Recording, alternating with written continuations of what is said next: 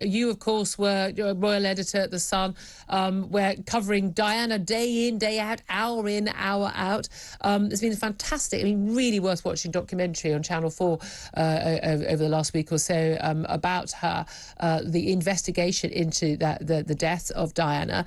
Yes, it was a tragic car crash, but looking into the role of the media and the like, it is extraordinary how much she is still such a central figure in our country 25 years after her death.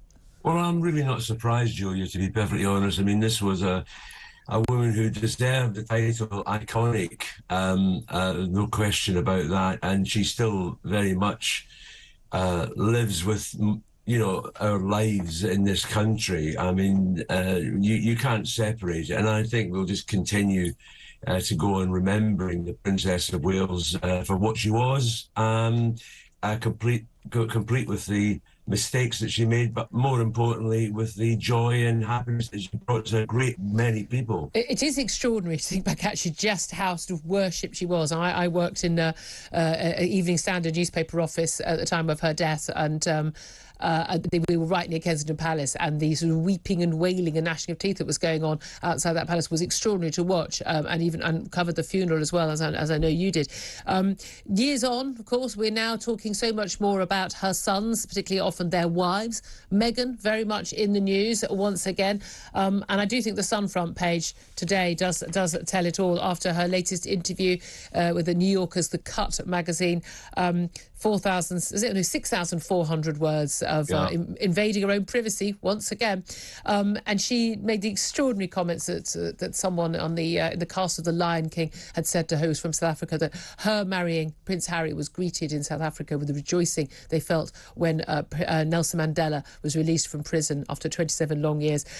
Wonderful quote from Nelson Mandela's grandson, who says, "Overcoming 60 years of apartheid is not the same as marrying a white prince."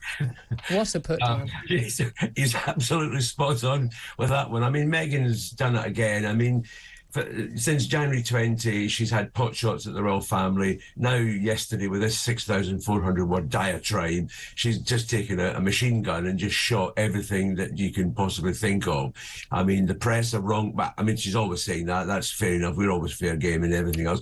But, you know, to turn around and say that Harry feels that he's lost his father, I think is absolutely disgraceful. Although that's been disputed, hasn't it, about whether or not she was saying, you know, Harry said, I think it depends where you put the apostrophes, the speech marks in that sentence. You know, Harry says, "I lost my dad." Well, that she could mean that Harry meant that she had lost her dad. That's what Omid Scobie, her not really but really is biographer, has said she really meant. Yeah, well, that's what Omid Scobie says. But the magazine itself says that they're not prepared to alter any quotes. Yeah. That's what she said. But also, she would have had approval of the final article, wouldn't she? She wouldn't have given agreement to that article unless she could have final say. Yeah, but this is one of the things with Meghan. Meghan tends to open her mouth before she thinks, as we have seen with the Oprah Winfrey show. So many things that she said there turned out to be untrue. But this is Meghan's truth we've got to remember. This is not our truth. This is her truth.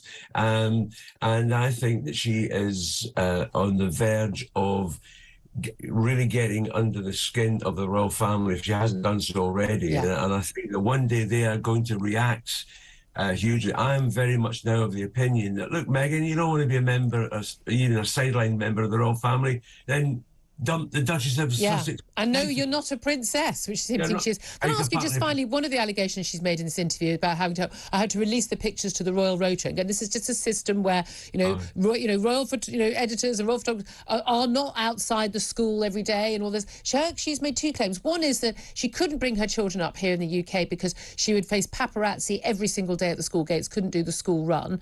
And the second thing, she also claimed that the members of the press had referred to her children with the N-word. What do you have to say to both those allegations? Well, but the first allegation is Prince William and Catherine seem to manage to get the kids to the school run every morning and every night back again without one photographer being present.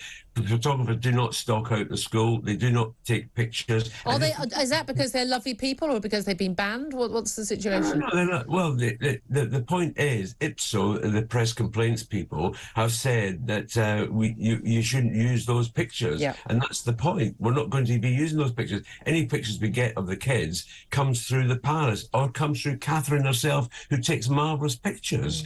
So that's all right. And on the other matter about the members of the press using the N-word, well, listen, Meghan, if you've got information that someone has actually used that dreadful phrase about your son, then name the person. Yeah. And I can assure you they will not be working much longer if they work for an organisation, they won't be working for them for much longer. That is a fact. And it's a dreadful allegation. It's very much in the vein that, oh, there's a member of the royal family who is a racist. Still don't know. She hasn't named them.